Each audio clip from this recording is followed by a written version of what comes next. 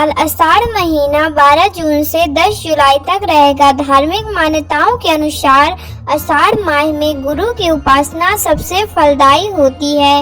इस महीने में श्री हरि विष्णु की उपासना से भी संतान प्राप्ति का वरदान मिलता है। इस महीने में जल देव की उपासना का भी महत्व है। कहा जाता है कि जल देव की उपासना करने से धन की प्राप्ति होती है। ऊर्जा के स्तर को संयमित रखने के लिए आषाढ़ के महीने में सूर्य की उपासना की जाती है। आषाढ़ मास के प्रमुख त्योहार में जगन्नाथ रथ यात्रा है। इसी महीने देवशयनी एकादशी के दिन से श्री हरि विष्णु शयन के लिए चले जाते हैं, जिसके कारण अगले 4 माह तक शुभ कार्यों को करने की मनाही होती है। इसे चतुर्मास के नाम से भी जाना जाता है। आषाढ़ में रविवार और सप्तमी व्रत का महत्व। स्कंद पुराण के मुताबिक इस महीने में भगवान विष्णु और सूर्य की पूजा करने से बीमारियां दूर होती हैं और उम्र भी बढ़ती है। आषाढ़ में रविवार और सप्तमी तिथि का व्रत करने से मनोकामनाएं भी पूरी होती हैं। भविष्य पुराण में कहा गया है कि सूर्य को जल चढ़ाने से दुश्मनों पर जीत मिलती है। आषाढ़ महीना 12 जून से 10 जुलाई तक रहेगा।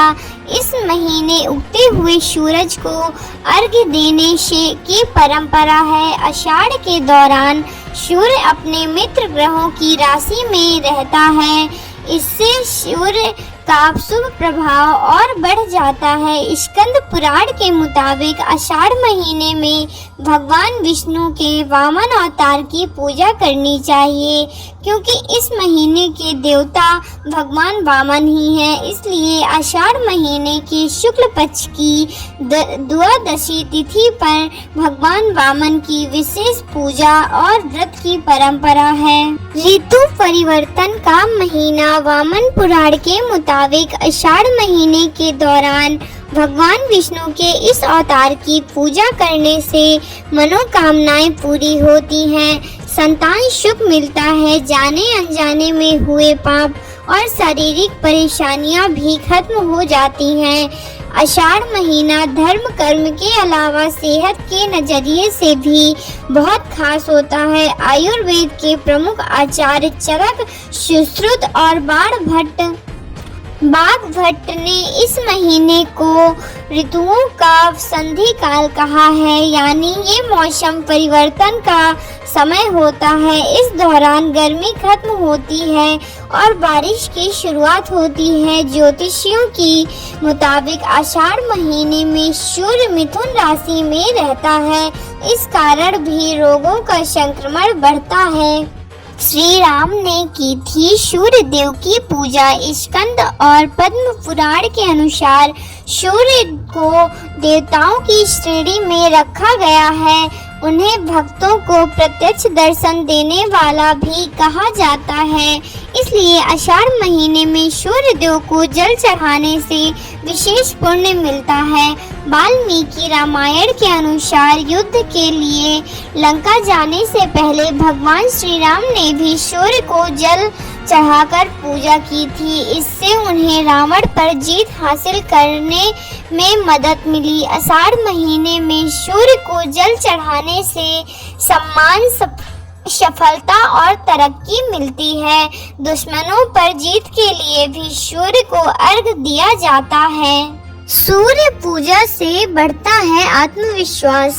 सूर्य को जल चढ़ाने से आत्मविश्वास बढ़ता है, सकारात्मक ऊर्जा बढ़ती है। आषाढ़ महीने में सूर्योदय से पहले नहाकर उगते हुए सूरज को जल चढ़ाने के साथ ही पूजा करने से बीमारियां दूर होती हैं। भविष्य पुराण में श्री कृष्ण ने अपने पुत्र को सूर्य पूजा का महत्व बताया है। श्री कृष्ण ने कहा है कि सूर्य ही एक प्रत्यक्ष देवता है, यानी ऐसे भगवान हैं जिन्हें रोज देखा जा सकता है। श्रद्धा के साथ सूर्य पूजा करने से सभी मनोकामनाएं पूर्ण होती हैं। सूर्य पूजा से कई ऋषियों को दिव्य ज्ञान प्राप्त हुआ है। सूर्य देव को देना चाहिए अर्घ। सुबह सूर्योदय से पहले उठकर तीर्थ स्नान करें। संभव नहीं हो तो घर पर ही पानी से गंगा जल डालकर नहाएं। इसके बाद भगवान सूर्य को जल चढ़ाएं। इसके लिए तांबे के लोटे में जल भरें और चावल फूल डालकर सूर्य को अर्घ दें। जल चढ़ाते समय सूर्य के वरुण रूप को प्रणाम करते हुए ओम रवे नमः मंत्र का जाप करें। इस जाप के साथ शक्ति, बुद्धि, स्वास्थ्य और सम्मान की कामना करनी चाहिए। इस प्रकार जल चढ़ाने के बाद धूप दीप से सूर्य देव का पूजन करें। सूर्य से संबंधित चीजें जैसे तांबे का बर्तन, पीले या लाल कपड़े, गेहूं, गुड़, लाल चंदन का दान करें। श्रद्धा अनुसार इनमें से किसी भी चीज का दान किया जा सकता है। इस दिन सूर्य देव की पूजा के बाद एक समय फलाहार करें। शुरू होता है बारिश का मौसम। आषाढ़ महीने में गर्मी खत्म होने लगती है और ये बारिश का मौसम शुरू होता है। दो मौसमों के संधि काल की वजह से इन दिनों बीमारियों का संक्रमण ज्यादा होने लगता है। साथ ही नमी की वजह से फंगस, इंडाइजेशन की समस्या भी बढ़ जाती है। इसी महीने से ही मलेरिया, डेंगू और वायरल फीवर ज्यादा होते हैं। इसलिए खान पान पर ध्यान देते हुए छोटे छोटे बदलाव करके ही बीमारियों से बचा जा सकता है। बढ़ने लगते हैं फंगस रोग। आयुर्वेद के मुताबिक आषाढ़ महीने के दौरान फंगस रोग बढ़ने लगते हैं, जिससे बचने के लिए नीम, लौंग, दालचीनी, हल्दी और लहसुन का इस्तेमाल ज्यादा करना चाहिए।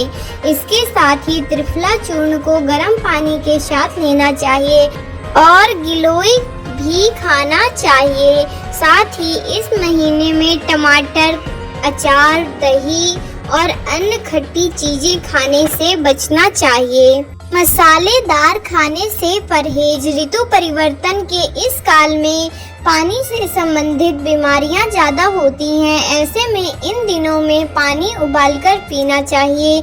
आषाढ़ में रसीले फलों का सेवन ज्यादा करना चाहिए। इन दिनों में आम और जामुन खाने चाहिए। हालांकि बेल से परहेज करें। पाचन शक्ति सही रखने के लिए मसालेदार और तली भुनी चीजों कम खानी चाहिए। आषाढ़ महीने में सौंफ और हींग का सेवन करना फायदेमंद माना जाता है।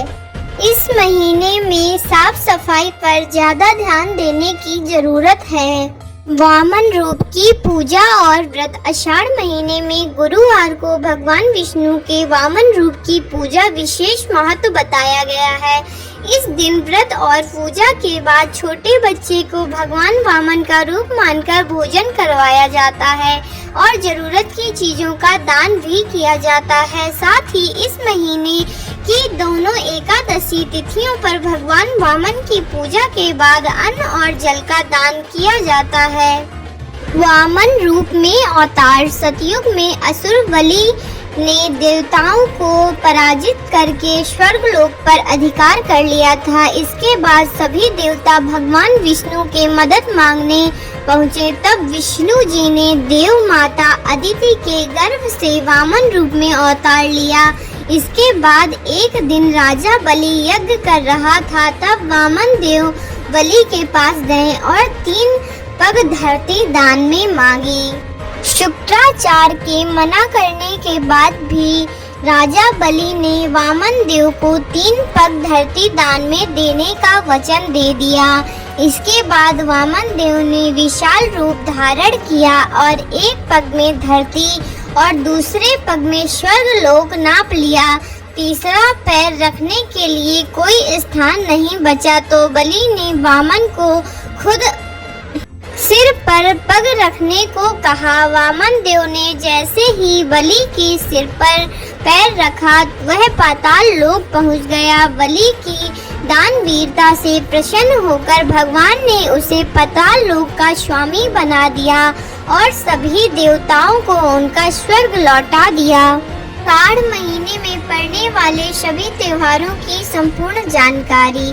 12 जून गुरुवार आषाढ़ मास का प्रारंभ। आषाढ़ माह की शुरुआत विशेष व्रतों की शुरुआत का संकेत है।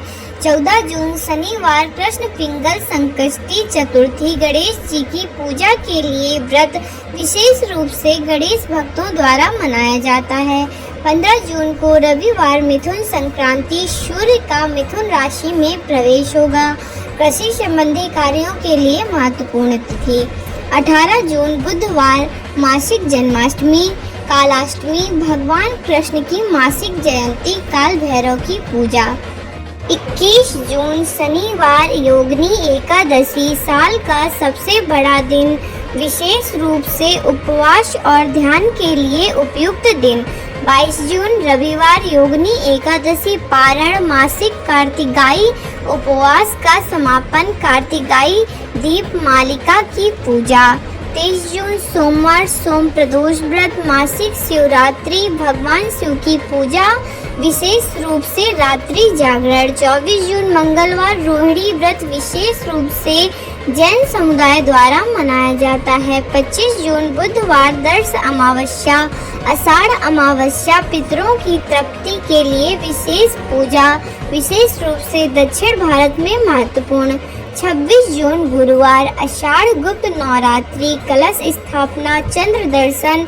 नवरात्रि की शुरुआत, विशेष पूजा और उपवास। 27 जून शुक्रवार जगन्नाथ रथ यात्रा। भगवान जगन्नाथ की रथ यात्रा विशेष रूप से उड़ीसा में मनाई जाती है। 28 जून शनिवार विनायक चतुर्थी। भगवान गणेश की पूजा, विशेष रूप से महाराष्ट्र और गोवा में महत्वपूर्ण। 30 जून सोमवार स्कंद षष्ठी। भगवान स्कंद की पूजा, विशेष रूप से दक्षिण भारत में मनाई जाती है। 3 जुलाई गुरुवार मासिक दुर्गा अष्टमी। देवी दुर्गा की पूजा, विशेष रूप से उपवास और अनुष्ठान। 6 जुलाई रविवार देवसैनी एकादशी। गौरी व्रत आरंभ, विशेष उपवास और पूजा का आरंभ, विशेष रूप से विवाह योग कन्याओं द्वारा मनाया जाता है। 7 जुलाई सोमवार देवसैनी एकादशी। पारण वासुदेव द्वादशी। उपवास का समापन, भगवान कृष्ण की पूजा। 8 जुलाई मंगलवार भौम प्रदोष व्रत। जया पार्वती व्रत। भगवान शिव और देवी पार्वती की पूजा, विशेष रूप से उपवास और अनुष्ठान। 9 जुलाई बुधवार आषाढ़ चौमासी चौदस। विशेष उपवास और पूजा का दिन। 10 जुलाई गुरुवार गुरु पूर्णिमा। आषाढ़ पूर्णिमा व्रत। व्यास पूजा। कोकिला व्रत। गौरी व्रत का समाप्त। गुरु की पूजा, विशेष उपवास और अनुष्ठान का समापन। आषाढ़ माह में भूल कर भी न करें यह काम। देवसैनी एकादशी से चतुर्मास की शुरुआत होती है। इस अवधि में विवाह, मुंडन, जनेऊ संस्कार जैसे मांगलिक कार्य नहीं किए जाते, क्योंकि इस दौरान भगवान विष्णु योग निद्रा में चले जाते हैं। इस माह में तेल वाली और तामसिक चीजें जैसे मांस, मछली, मदिरा, बैगन, मसूर की दाल, गोभी, लहसुन, प्याज, हरी पत्तेदार सब्जियां, बेल आदि का सेवन नहीं करना चाहिए। सुबह देर तक सोना अशुभ माना जाता है। इससे शरीर की ऊर्जा कम होती है और जीवन में समस्याएं बढ़ सकती हैं। इस माह में नाखून और बाल काटना अशुभ माना जाता है। यह शारीरिक और मानसिक अशुद्धता को बढ़ाता है। बासी भोजन, गंध युक्त चीजें और नशीले पदार्थों का सेवन इस माह में करना नहीं चाहिए, क्योंकि ये मन और शारीरिक की अशुद्धता को बढ़ाते हैं।